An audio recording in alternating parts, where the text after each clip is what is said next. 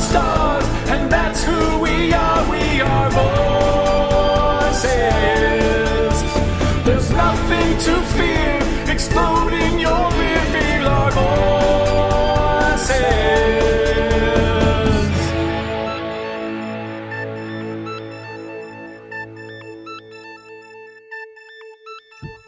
Hot damn, VOR's back. This is Ed. Mike. And Carl. You know the voices. Yeah. Do you know the faces? But do you know the Republic? That's a real question here. And do you know Rey? Because I am excited to get to know Rey. Oh, me too. You know what? I think we should just start off with the elephant in the room with her, which is the fact that she's British? Yeah. But the fact that she's a woman, and she's one of the primary stars of this film. And you know, everyone will always argue that Leia was a primary also in the original films. But she still had a bit of that damsel in distress stuff, especially for that first movie. She still like, oh, I'm going to get things done for the kids and everything. But, you know, she was a product of the time, and I think Rey is what Leia was in the 70s, as far as that goes. So. Plus, the first movies, the OT, really were they really were Luke-centric.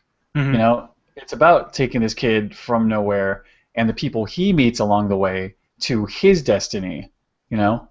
And what's amazing, side note, is that this feels like a more ensemble movie and a very successful one. Yeah. We have a lot of characters coming in and out without a lot of competition and a lot of confusion. So having her on board, I mean, I can see her as the lead, but there's a lot of other strong characters like Finn. Mm-hmm. And but we're still getting Skywalker feelings about her. And again, people are calling her like, you know, this is how you do a strong female character. I'm like, all right, if you're going to keep using that trope, great. Yeah. But I like, you know, she is strong, but she's very real. You know, her yearnings are a little more, they're very modern. She doesn't know who her family is. She hopes they come back one day. And she has a dead-end job? What the fuck? Like, that's awesome. She has a dead-end job. And that is just like, maybe I should get off this planet. Yeah, she's just like, stuff that she doesn't want to be, has a dead-end job, and she's looking for connections. Like, she's looking for that thing. And I think there's a lot of people right now that can connect with that on a lot of levels. So, absolutely. But all of that, and she's on a planet that isn't completely dangerous, but is pretty backstabby, because it's everything is based on the scraps of whatever was before. Wow, if that isn't 2015, I don't know what is. You know, without her being a hipster, she's benefiting from found parts and scavenged things and old technology. It's interesting. We could spend a whole show talking about that. But because it is also a tough world and competitive, that's why she learned to fight. You know, maybe she was trained by someone, but that's why she learns to fight. So she has an excuse of why she knows to fight, and she isn't just like a pretty girl who later has force powers. You know, but that's the one trope that kills me is hot girl trained by the CIA can kill everyone with their thumb, and then, you know, the CIA decides to turn on her. Now she's just a male action hero with tits. And Rey is so much more than that. It's great. One of my favorite things about Rey is the fact that even though people have said, I've heard hater-ish stuff about like, oh, this is just a retelling of A New Hope. It isn't 100% defined or told. We don't know if she is the hero. She is, from what I see. However, her yearnings are elsewhere. She just wants to go. She almost just wants to go home. It's almost like she's a little preoccupied, and I think that's kind of cool because it leaves so much open, and it makes you kind of feel as though this person could actually, in the next episode of the movie, go, you know what, this is not for me. Let's hand it over to Poe. Boom. You know, there's so many strong heroes. She's one. She brings to the table what she has and defines it herself without it having to be a girl. You know, the fact she's a girl is kind of a side thing, you know? And that's what I love about it, and I'm glad you brought that up, Mike, because that's the thing is I'm seeing a lot of people, and it's something that didn't click at me. And of course, I'm a man, so I have like hundreds of years of media dominated. Thanks. Hundreds of years dominated by people that like look like me. You know, it's like white males. It's like look 80, 95%. You know, it's like I don't know the math, but a huge number of movies star white males. You know, I think they're the stars. So for me, like to see a woman, it wasn't like one of those things like finally something that represents me. But the thing is on the flip side, I didn't say like, oh, I can't relate to this because it has tits. I'm angry. You know, it's like, and there's going to be people out there because they're bags of shit that are going to be like that. But Mike, you hit it on the head. Is that she is just a good character. Like, gender aside, like you could have wrote that character to be a man or a woman, and it would have been a good character as long as the actor was good, and she was. And yeah, she's killing it. And it just came out great. And it doesn't matter what her gender is. You know, it's like she's a strong character. She's getting it done.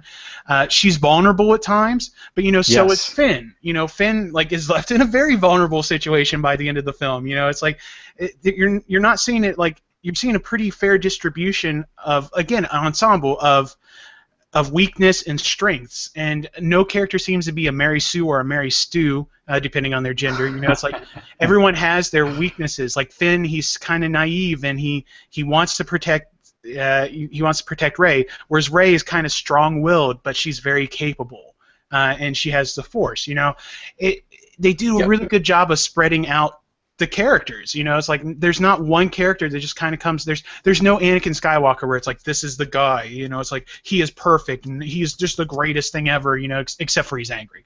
But you know, it's awesome that there's no. The future's really open-ended now. Nobody's saying anything about chosen ones or things that are key to the main story that set it up for a bigger thing, or you know, just I'm speaking like shit. But we can take this one movie on its own, even though it leads into another part of the story, and it comes off as being completely satisfying. And you know, Rey's another big part of that, because of what you're saying, in that she is she's all these things. She was fine on her own. You know, she wasn't miserable. Luke was miserable. Yeah. And people, especially teenagers, you know, you're not just like bored or feel that you're stuck. Like, life sucks. Fucking kill me. You know, that's teenage emotion. Rey's in her 20s. You know, she's a little more mature than that, but she's just like, well, it's another day. This is what we got to do. And she had no future. She had no real yearnings beyond her family.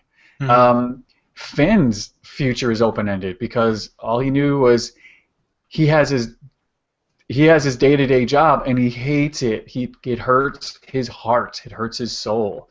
So they're both like thrown into it together, which is exciting. You know, they're babes in the woods who are extremely capable babes. You know, and there's just so many exciting ways that they can go with these characters now. Did you guys like the scene or read this into this? Because I did read this into the scene. When she got to the point where she was going to cash in her junk and receive her ration of food, and she had BB-8, and they offered her like the 60 parts of rations, whatever. They offered her a whole lot more. And the way she threw her arms on the food items and hung there for a moment, it was an uncomfortable moment, and I thought for a second, this bitch is going to sell that robot. Right. Yeah. And I liked the fact that she had that all the way through, even though she's genuinely good. You can tell she's just a good person. All of that. She's still. It's almost like, really, are you in this? And her big happy moment was when she was satisfied. You offered me a job. That's a job. Exactly. That was it. It was just a job offer. And so you've got this person who could very well be your hero, who almost is there. It's not like I could be the hero. It's not that. It's just, I'm just here, and I'm ready to go. It's like, you want to give me a job on a ship? It's going to suck. You're going to be cleaning out the bathrooms. No, it's cool. I'm just happy to be on a ship. Yeah, exactly. I totally identified with it. And one of the best things about that food thing with BB-8 is, and I'm giving credit back to the fandom editor here too, is that Lucas has this compulsion to make all his characters good. All your heroes are good people, good guys. That's why he re-added Han Solo, and therefore, cut his smuggler balls off. Right. Han Solo shot. He didn't shoot first. He shot because he knew what was coming next. He's not a fool. He's been around the block. He's tough. That is the gritty world of what he does. He's a criminal. All right. So, but by taking that away from him, it's like everybody's good, and this person's good, and they're good too, and look at how sweet they are. Fucking horrible shit, sugary writing. Having her do that, that is survival. Like, when you don't eat much, yeah, you consider selling out whomever. She doesn't know this droid.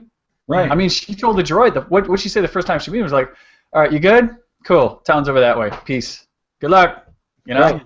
She wasn't like, gee, you're cute. What's your mission? No. She was like, all right, you can fuck off. I got things to do. Right. It's great.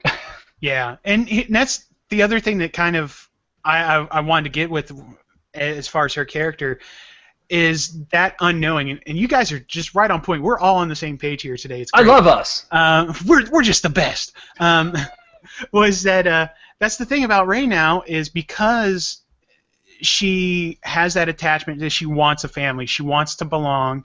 It's like there's those questions where it's like, oh, was she going to sell BB-8? It's like, we all know that she's a good person now, but the thing is she going to be the good guy through the whole movie? Because one thing, if we've learned anything through Star Wars, is that passion and that sense of wanting to belong and things of that nature can lead to some really dark things in the Star Wars universe. So they're really leaving it open for some really neat stuff, that unanswered questions, like, is she going to be the good guy? Is she going to be the Luke Skywalker, or is she going to be the Anakin of the story? She's super powerful. She's coming into it at an old age. There's a lot of stuff working against her. So they're doing some really neat stuff where they're combining, and Mike mentioned it, and we're going to probably dedicate a whole part of an episode to this, but about how people are criticizing it because it's kind of a retelling of A New Hope, but that's not even right. It's actually kind of a retelling of all of the Star Wars films. They've packed all these pieces and bits and pieces. It's almost like a previously on episode. It's like previously on Star Wars. But instead of using the regular characters, they just kind of packed it all on there. But that's besides the point I want to make, because we're talking about mysteries, which brings us to the biggest mystery about Rey, which I think we need to get done before we wrap this episode up, is who are her parents? So I got some really strong theories, but I want you guys to throw out first before I start dropping bombs here. Yeah. I mean, it would be too, I'm not a lover of the EU, and I'm the biggest shitter upon. I'm a shit cannon when it comes to the offspring of the OT heroes. Jaina and Jacen, just, again, awful, lazy fan fiction writing. And then Luke and Mara Jade getting together, and then do they have Force babies? I don't know. But I just shit on all of it because it's weak and it's just boring, all right? It's boring. It's more Star Wars for the sake of more Star Wars. That said, I'm glad they scrapped everything going forward after Jedi. I love where they're going now. We could talk more about Han and Leia's relationship and their kid later. But I immediately thought daughter of Skywalker. Right. Luke disappeared. Luke tripped out and disappeared. Anything can happen. There's that part of it. But then again, there were more Jedi that came to the fore, so we'll find out. So do you think it's Luke Skywalker's daughter, Mike? At first glance, I would say yes. And I'm only moved to this opinion by aesthetic. I think that time's up. You don't hear. Goodbye. No, ultimately, she, for as beautiful as she is, she's a beautiful girl. The English accent flying out was very weird for me. The voice didn't almost match up. But looks-wise, she almost looks like she could be related to Jake Lloyd. Boom. You know what I mean? Their facial structure is similar. Yeah. She's on Tatooine for all intents and purposes. You know what I mean? Yeah, like yeah. She's got it's everything. All of the visual cues make me automatically go, oh, obviously this is Luke Skywalker's lost kid or whatever. We don't know what he's been up to. If he's a monk, I don't see why he'd be out banging around and getting a kid and then leaving. I don't understand. Yeah, right. I'm lost totally. Yeah, I would honestly say if I had to pick, I would say it's Luke's daughter. And see, that's the thing that I'm running into is because I tried to approach it logically when because there's a lot of people saying first off, some people are saying it's Han and Leia's daughter and that they hid her because of Kylo Ren. I think that's wrong because first off, if you look at the characters, their relationship was destroyed over their son turning to the dark side. I mean, I think that's pretty heavily implied and not outright said, but it's really, really almost said that they had something going and then something happened with Ben and then they're no longer together because of that. I don't see them being the type of people that would ship their daughter off after suffering that loss. I would think if anything they'd pull her closer.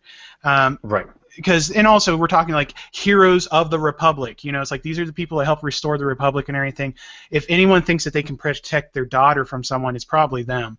Also, the fact that Kylo Ren doesn't know who she is, because when you see the flashback of her being left on the planet, she's probably about what 5 or 6 at that point. So it's not like she's a baby. It's not like Luke and Leia. So I have a hard time believing that Kylo Ren, especially at that point, being Force sensitive, wouldn't know that he had a sister. So right off the bat, I think being a Solo is out. Just don't see it. And then she's super strong in the Force, so that really narrows down the original trilogy characters that are still alive that she could be. Now, here's the dark horse. And I don't think this is right, and I 100% don't think it's right, but I want to throw it out there just in case on the 2% chance that it is right. I could be like, Carl called it way back in 2015. Carl called it. She's the Emperor's daughter. Maybe. Yeah. So, because what happens is Luke is going around trying to find Force-sensitive children, stumbles upon this girl who is the love child of the Emperor. He's frightened not just of her, but of how people will react to her. So he ships her off to some planet and be like, you know what? I'm going to leave you here. I'll be back for you once I get this all sorted out. And then the whole thing with the Knights of Ren happens, and then Luke has to get out of town, and she's left on Jakku. Maybe. Maybe there was no father. Yeah, maybe she was created by the Force. Oh, you know what? That's the truth. It could have been midichlorians. Or here's another one. It could maybe. How about Obi-Wan? I mean, we've got Satine. They had a look there. Well, the Obi-Wan was dead by the time this girl would have been conceived, though. Oh, true. Well, but the thing is, though, is I'm not saying so much, and I'm with you kind of also, Mike, because that was the other thing I kind of thought about, and you really can't speculate one way or the other because EU's been slashed, but it could be Obi-Wan's granddaughter. Mm-hmm. There you go. Who knows? It's a big universe, and I hope that it's not someone directly tied to any of these characters for a change. Because the worst thing that could have happened is it's Kylo Ren's twin sister, at which point I would start writing angry letters to JJ. Yeah, it's come on, man. I think that would be a mistake. I think it's too easy and it's borrowing too much from the original trilogy. Yeah. But that's the thing and that's the one thing I really like about it is it really is kind of wide open, and the fact that we don't know if she's related or not to an original trilogy character, or even a prequel character. You don't know. It could be Plo Koon's great-great-granddaughter. I don't know. That's what he looked like underneath that mask. Is all this time we were wondering what's underneath there? Hot English chick. You take off the mask, and a second subhead, and it's just a hot English chick, and that's all it is. Yeah. And that's what she inherited from his side of the family. So could be. Yeah. Awesome. Well, cool. Yeah, we got so much more to get to. Holy shit. Well, we need to shut it down for today. Why don't you take us out, Carl?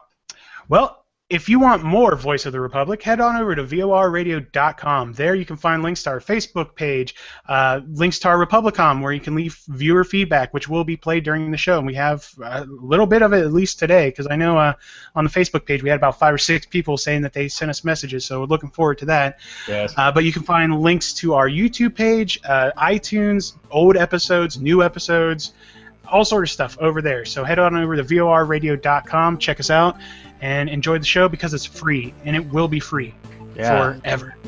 Subscribe don't to it know. all. Probably forever. Forever. Forever. Asterisk. Read the fine print. Cool. Well, yeah, let's get the hell out of here so we can be fresh for tomorrow's show. Get some sleep, boys. Yeah. But We we're got the same clothes. Yeah, we're the same clothes because continuity. We gotta make Yeah, sure that's what we do. People gotta make sure that we gotta make sure that people don't know that we saw these movies like 3 months ago and we've been sitting on this. Yeah, I gotta get a trim for tomorrow's show. It's getting a little. It's crazy. Okay. Makeup. Maybe a touch up. Makeup. Touch up. All right, guys. May the force. Be with. What's sweet?